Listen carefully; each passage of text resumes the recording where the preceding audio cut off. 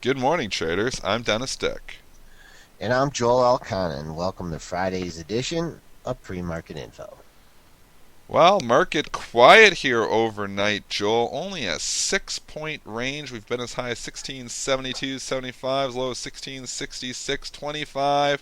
After this March we've been on here, what is it? Like 1, 2, 3, 4, 5, 6, 7, 8, like 9 days in a row we've had a higher high here. Is that right? I mean, unless the charts lie, The but charts don't lie. The charts don't lie. no, they don't. We've hit 72.75 in the pre-market. 71.75 was yesterday's high. We'll be keeping an eye on that, as well as the all-time high here in the September contract. That's 1679.75. That's definitely within earshot today. Coming on the downside, got a lot of sixes there. 1666 and a quarter is the low. That's going to be your support here in the session. Below that, we have the intraday low from yesterday at 1660.75. I just got all the handles right on that, Dennis. Hey, you are getting good at this, Joel. Couple big guns reporting earnings here this morning. We've got JP Morgan and Wells Fargo both with their numbers. Let's go to Matt at the Benzinga News Desk. He can break down the numbers on the JP Morgan and the Wells. Matt, are you there? Yeah, so you're looking at the chart at JP Morgan, and if you pull up the short-term chart there, you can see the move in the pre-market here. It spiked on the news and then sold off and has been pretty volatile, actually. JP Morgan, the headline number was much better than expected, but when you back out a whole bunch of accounting items, because you know the banks always have that, ended up being in line with weak revenue. So we're looking at some weakness in JP Morgan there, and that's definitely going to weigh on stocks. That's a big one. Well, now it's Um, actually up. It's bounced so much. It's bounced around. It was high as 56. It's funny how those numbers work. We'll get to the technicals in a second, but it actually is trading back up here now in a ton of volume, 1.1 million shares. What about Wells? What did Wells say? Yeah, so Wells was basically the same story. It was a headline beat of 98 cents versus the 93 estimate, but I was doing some math there and I backed out. I saw about 9.5 cents of just accounting gains. So you back those out. It's actually the comparable numbers are more around 88.5 cents, which is a miss compared to the 93-cent estimate. So that's bank earnings for you, right? Funny thing, Wells turned around and is rallying now too. So I guess they're still taking these numbers as is, maybe as top line, because both stocks have turned now, and both stocks are up on the day. So interesting. The revenue number two beat on both, or actually, did J.P. Morgan miss on revenues? JP 25. Morgan missed on revenues, but I guess it's the world. We're back to bad news is good news again, I News is guess. good news. That's the way these markets work. Well, thanks, Matt, for that. I would appreciate the numbers there. Joel, what do you think of these JP Morgan technicals? We've talked about this 56 number for the last 3 or 4 days here. Here we are, and we got it, and we kissed it again. It looks like twice on the pre-market. Is that right? We kissed 56 Yeah, twice? twice in the pre-market, Wow. and Two shots at it. yep, yeah. But what's even, what it adds further significance to it is that that area has been approached on quite a few occasions. You hit 55.90 back in May in this level. You sniffed it on two different trading occasions there. Yesterday, same kind of story. Got Yeah. up at Yeah. 55.87, and then and then puked. Puked. The other thing that I'd like to just alert our traders to, it doesn't look like we're going to get back down there. But the pre-market low in J.P. Morgan after hitting that $56 level took you right within a quarter of yesterday's low. So if you were trading yesterday's range in the J.P. Morgan, you're making a little bit of money here in the pre-market. Skipping over to the Wells Fargo. Muted activity here. We have spiked up to 42.50 as a high. Did spike down to 41.50 after the news was released. Let's That's just take a look yesterday's at the. range too. These stocks are trading just off of yesterday's range because look at the high yesterday was 42.50, almost right there when it opened right at the high, and got down just below 42 or 41.50 down to 41.44. So these two stocks trading in the pre-market right off of yesterday's ranges. These numbers can work, folks. When you check out, and obviously the most significant numbers are always the previous day's high and low, and that's what these two stocks are trading off of here. It's crazy. Is there a huge size at 56 in the JP Morgan? Did you get Yeah, a chance to look well, at that? you know what? I was looking. I can't see that far up in the book because the book only shows you 15 levels there or so. I'd imagine so. I'd imagine, Joel. We have not traded through 56. There's always some institution that seems like they always want to dump the all-time high, and then if 56 would obviously make an all-time high there. So it doesn't Not all surprise time me. high. Or no, or sorry, Wow. new 50. Well, how many years though? So we're looking at Just just 12. 12 years. Okay. Okay. So we go back 12 years further, we get a new high on JP Morgan. But regardless, this is obviously a multi year high and looks like a decade high for JP Morgan. So there's going to be some resistance up there in the 56 area. But if anything can push it through, it is on an earnings day. We're at 1.2 million shares. So you want to be aware that will probably act as some initial resistance here. But if it does start taking out that 56 number, it obviously probably opens up. INFY also reported earnings here this morning are 73 cents versus 70 cents, 1.99 billion versus 1.95 billion. So INFY beating on the top line, beating on the bottom line. This chart is interesting because it's getting into this whole gap area. We gapped down back in April. Looking at the date on that, I think it was April 12th where we gapped down. We were up at 53 bucks, gapped down to 45 bucks. Never really traded above that level. So this is the first time trading above that whole 45.26 area. And we are in a whole area of a vacuum area. Yeah, these are tough to play. The only relevant number on the upside, pre-market high, 48.51, and then you can just take a guess here on the where the next resistance level is. If it continues through that area, $50 would seem like a nice round number. Coming back on the downside after the news came out, but jumped up and at first trade was at 47. Before you got that pop up to 48.51. So I'd use 47 as a minor support level, but this is not a heavily traded issue, so it could be all over the place if it breaks 47. Yeah, I think it is going to be all over the place. When you have an area like that of a 6 points of what we call it a gap area. When you have an area with that much air in it, basically you can just trade anywhere because there's no other reference points. A lot of traders don't have positions on from any of these prices where the stock is currently trading, besides the ones who are trading, just today. So that's why the stock can move around very freely here. So we don't know where it's going. It's just a lot of air in there. We do know if you start to get up above 50, that's obviously where a lot of people got caught and underwater, and you probably find some resistance when you start to get that high. But a lot of air above, a lot of air below for INFY. Google made a new all-time high there yesterday, just taking out the old high just by about 20 cents. The new all-time high, 920.81. So Google pulling back here just about 44 cents this morning. But is this the start of a new run for the Goog monster, possibly to the $1,000 level, Joel? 923.18. They took it up there after hours, so that's if you're including the after hours trading. That is the all-time high. Since hitting that level, you found some support. 919 bounced off there just before we started the show. So keep an eye on those levels. And we're also discussing 1 year ago, Apple and Google were at the same price. Yes, they were. 680, huh? Yeah, right around 680, I think it was, just going off my memory. But I think it was September or October of last year. Both stocks trading at the identical price.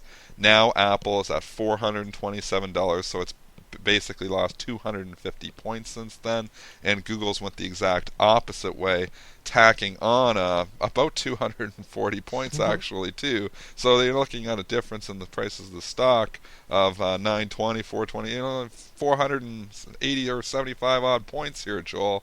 This is a Is pretty. it time to short the Goog to put on the Goog Man. Apple spread here and I don't, short the Goog? obviously, the market cap of Apple is still higher than Google, but I don't know where the market caps are. I think at Google's third or fourth, and I think Apple's second to ExxonMobil in the market cap race. I don't know if Matt knows that at Benzinga or anything, but I think eventually here Google could actually challenge Apple's market cap. I mean, here's a company that's done everything right here. They come out with new products, they're very innovative, and we know Apple's very dependent on the iPhone, and we haven't seen anything since Steve Jobs has passed of new products from Apple, and that's what the market's waiting for Apple. And until we see something exciting come out of there, Apple's just going to continue to find new sellers. Yeah, it cleared that 425 level yesterday. I mean, this is a pretty nice formation Yeah, here. Several highs there, but you think, I mean, back in the old days when it cleared a level like that, boom, it hit the next, 430, yeah. 435. But people are just willing to let this go. Just doesn't have the giddy up that it used to. If in fact we can clear Thursday's high of 428 and a quarter. I just want to alert our traders the next resistance point, 3 points higher at 431.65. Very impressive move for Google next to Apple. We got lots of upgrades and downgrades here today. I'm going to focus on the ones in the big S&P top components here. We got Pfizer getting downgraded at Jefferies here this morning. Pfizer trading down about 18 cents on this downgrade. Beta's lower for Pfizer, so it doesn't move typically around as much as some of these other ones do when they're downgraded. Very thick stock, obviously. But it was coming up to a key resistance number of 29. Big institutions selling pressure up to over 1.3 or 1. Actually, it's 130,000 shares, so a little bit significant. I think Yeah. that might be why it topped out 28.90 yesterday. It is pulling back with this downgrade, though. Right, 2861 is where it is traded right now. That also is yesterday's low, so we'll keep an eye on that level. Then you got the gap to fill down to 2850. So I think if you're still trying to hold on the long side here, 2850 would be the level to keep an eye on. And then it kind of marched from 28 to 2850 in 4 days here. So probably find intermediate support levels there, going all the way down to that nice even number 28. We've also got Target getting a downgrade at Deutsche Bank here today. Interesting, Target actually kissed up and made a new high on the move at 72.94 yesterday before pulling back a little bit to close at 72.57. It is offered down at $72 right now, just a small trade there of 500 shares at 72. So Target does look like it's going to open weaker with this Deutsche Bank downgrade. Right. Wow. Whew. Had a nice march up Yep. here. 1, 2, 3, 4, 5, 6 up days in a row. It's coming to an end here. Let's just keep an eye. That 72 should good be a swing level. 72.10 was yesterday's low. So if it's to shrug off this downgrade rally, that 72 should hold. Below 72, I'd be looking at the next minor support point of 71.41. Couple upgrades here too. I just want to cite Alaska Airlines, which is symbol ALK. That is getting upgraded at Morgan Stanley here this morning, and this stock has been flying, no pun intended. For 3 days here, we have been straight up. 3 days ago, we were at 52.60 on the low. We are taking out $60 here this morning, just ticked up to $60.43. So this stock here just continues to, in the last 3 days, just flying. Yeah, buyer beware here. 300 and 360 share print here on this news. Breaking through the several highs you had just under 60 back at the end of May. So that's still putting some credence on the 60 level. Thin stock like this could have just some sellers in the book here. So you might be able to pick it up a little cheaper here than this 60.43 if you want to play it from the long side. Coming down, had a big range yesterday ahead of this upgrade. So really no major support down to yesterday's low, 57.50. FFIV, which is F5 Networks, also upgraded this morning at Piper Jaffray. There's a stock that's been really flying here too. 2 days ago it was trading under $70. Yesterday closed at 76.09. Today no trades. It is bid up at 76.55 though, so it looks like it will continue to show some strength here with this upgrade. Yeah, nice level to keep an eye on. Yesterday's high, 76.18.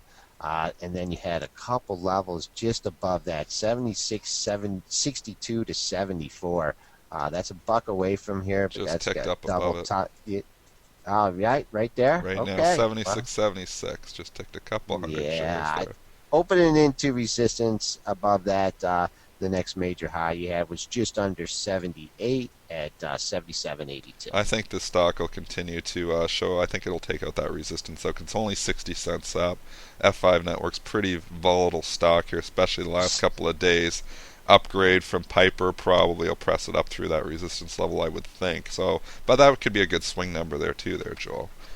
Soda, SODA, SodaStream getting downgraded at Oppenheimer. Interesting enough, I was actually playing around with the SodaStream last night over at my buddy's house. He's got that SodaStream there, and they were making cherry Coke and root beer, and that's the first time actually that I've played with the SodaStream. It's kind of neat the way it works. I tell you though, you got to figure out the syrup, the mixture and that, and my buddy is mixing them really sweet, and I was like, holy cow, that's sweet pop. Just when you thought pop couldn't get any worse for you, you mix a little extra syrup in there, it's like probably really sweet there. So Oppenheimer downgrading them today here. What do you think of the technicals, Joel? 60.45. We've just hit that low in the pre-market. Taking a look at this, it was just hovering that 62.50 level was the low from yesterday. We've taken that out. So, you get any kind of rally mode, look for resistance there. Coming back, I do see a low going back on May 23rd. You had a low at $59. That's still a buck away from here. So if you're looking to take advantage of this downgrade, perhaps the cover is short. 59 looks like a nice number. Like I said, that was low on May 23rd. The Gap GPS reported same-store sales there last night. The comps were up 7%. Estimates were for them to only be up 4.7. So GPS gapping up a little bit here today, continuing to make new highs. Is trading at 45.25, closed at 44.76. So the Gap trading up 50 cents. On that news here, we'll take a look. This stock has just been on a tear. Really has. 44.96 was the high from yesterday.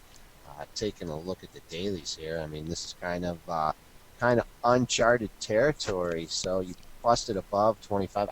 Is this an all-time high for this I can thing, go or? back 8 years on my chart, and it wasn't even close to that. I think it might be, Joel. There you go. You can look at back to 2003. So I don't know if you go back to more than 10 years. If we were higher than that, I don't think so. I think this is a new all-time high for the Gap. Yeah, if it came back down under 45, I don't think I'd be in love with it. Yesterday's low was 44.62, so as long as it holds 45, it's definitely in breakout mode. It was a pretty good buy back there November 30th, 2008 when it made that low of $9.41. You can just put it in perspective on how much some of these stocks have moved since the financial crisis. Obviously, this stock is up 300 to 400% since the financial crisis, which was just 5 years ago. So, obviously, when you see these things, they've been on a tear. They continue to be on a tear. Who knows when that tear stops, though, and you just got to think there's a lot of people up a lot of money in something like this. Looking at Valero, actually, Matt was just saying to me before we got on the show that actually last night they did warn on their Q2. They gave an update, lowered guidance just slightly here. So Valero Energy is trading down about $1.20 here this morning. 33.30 it's trading at after closing at 34.54. Dennis, I'm going to cut in right here. Yep. We're seeing a guidance cut from UPS here, United wow. Parcel Service. Analysts forecast Q2 earnings at 120. They're saying earnings are going to be 113 here.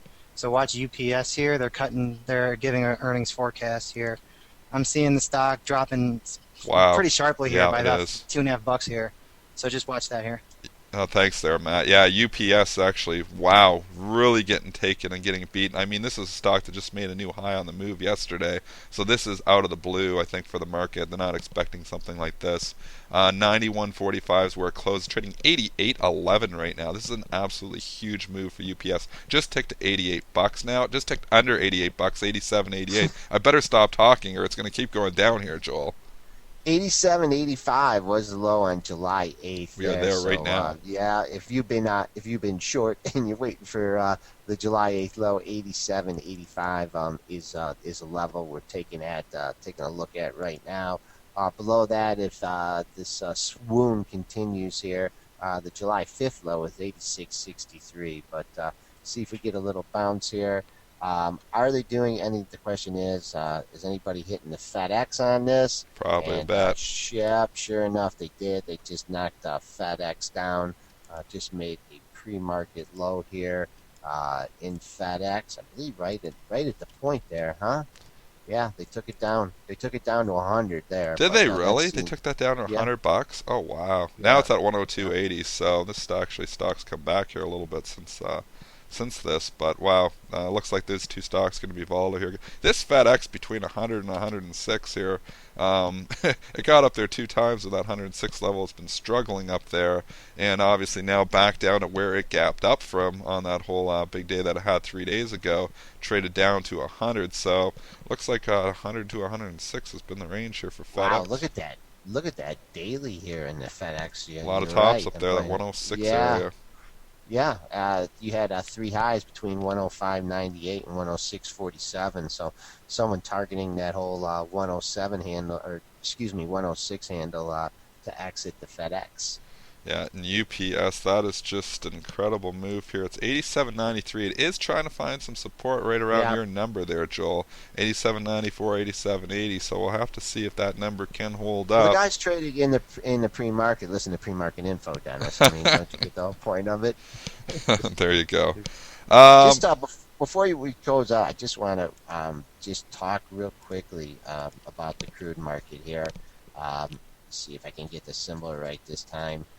Just been on an incredible march here, and it's really found some nice support in the 104 area. You had three lows, right 104 to 104.40. So keeping an eye on that major support in crude at 104 if you're trying to protect some profits. Yeah, yesterday though a little concerning because obviously it made the high and then didn't close that strong, and then today it hasn't even sniffed up to where it had traded at that high at 107.45 yesterday. We're over $2 off there. So this run in crude, it's been like a 7 or 8 or 9 day run where it's basically making new highs almost every day. Is dangerously close to not making a new high possibly today, but we'll obviously have to see what happens in the rest of the day. S&P futures are trading exactly flat right now. We are at 1670, right where we went out. What is in store here today, Joel? Well, we got a little dipsy doodle when that UPS news came out, knocked us down just a little bit. Nothing to write home about on the UPS dip there. We got to 68.50, but quickly recovered. So still using that 66.50 pre-market low as good resistance, and then for now, we have a double top here between yesterday's high, 71.75, and the pre-market high is 72.75. So it looks like going to find some sellers. It's going to be a little bit tricky to get up to that 16.79.75 all-time high today. That's our show for today, guys. Have a great trading session, and we'll be back with you guys on Monday.